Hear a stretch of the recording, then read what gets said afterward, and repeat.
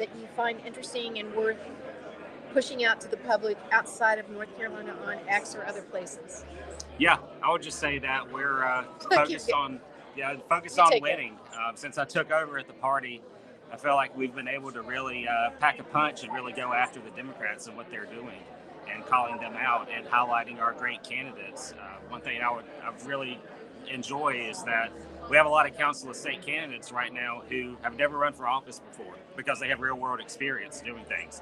And I think that's a departure. And there's such a contrast in what Republicans are putting forward this year and what Democrats are. And I've been very active in highlighting that and making sure that people know there is a choice in this election this year. Absolutely. Yeah, absolutely. Real world experience. And we've got Michelle Morrow, Luke Farley.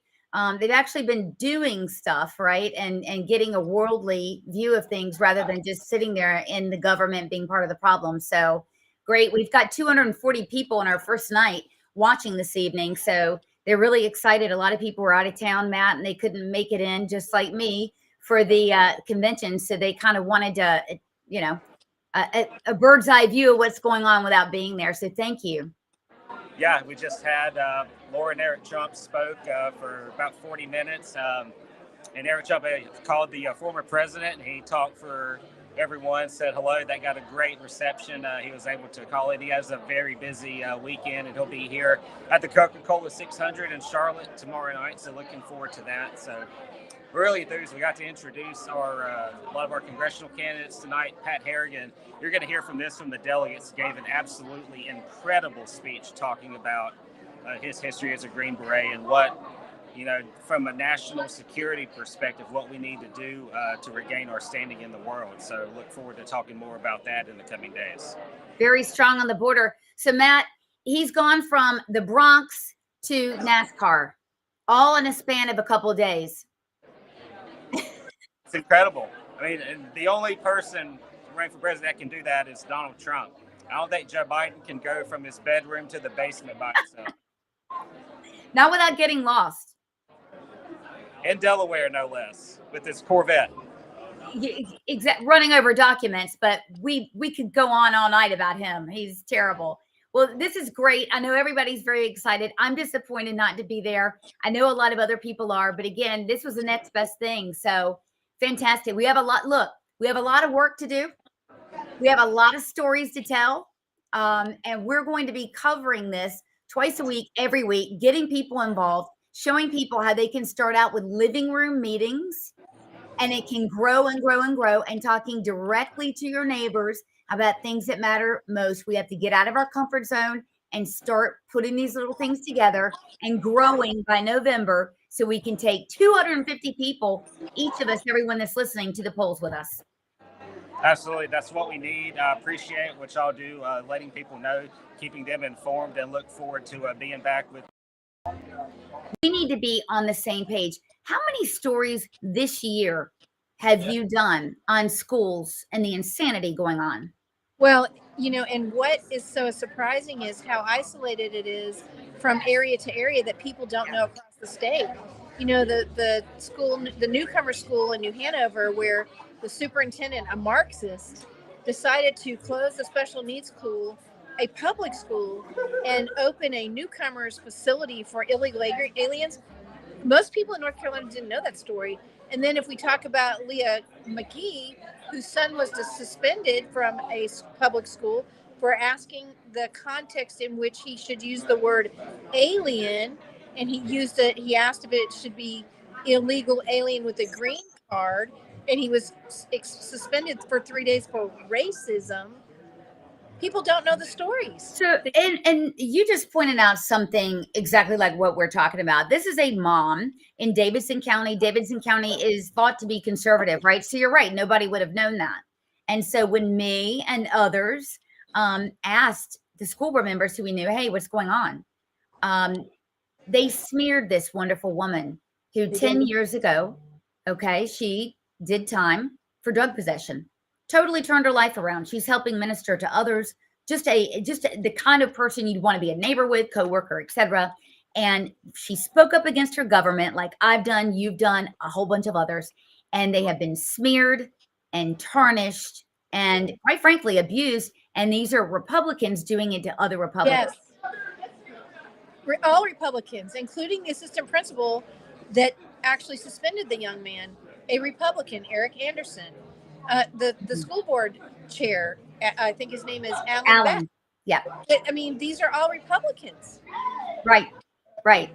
So we need to stop thinking about Republican, Democrat, and start thinking about good, moral person, golden rule sort of things, right?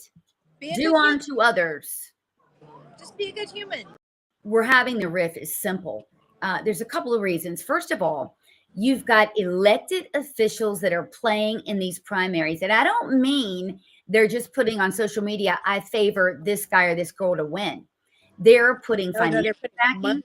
Oh, they're putting money in. People that are now working in their staff go into the campaigns, and it's usually weak incumbents, go into these campaigns as campaign directors, as consultants, etc. Right? They're opposition, oppo researchers. Look, the point is they're going all in. So we've got politicians in leadership playing in the primaries. That's number one. Number two, they are viciously going after candidates who are also Republicans, right? They're going after their family members. I mean, here in Wake County, we had a sitting House member now who went after this man, called him a criminal, did all this stuff. He won his primary, by the way. But the way that it's being done, it's leaving a lot of hurt feelings and a lot of anger, actually. So it's provoking a lot of anger. And by the way, now that the primary is done, Margo, and we're going to talk about this, they're not giving it a rest, right? They're actually going over and above. So I think the playing in the primaries, so that's one P. The second P is not following the damn platform, right?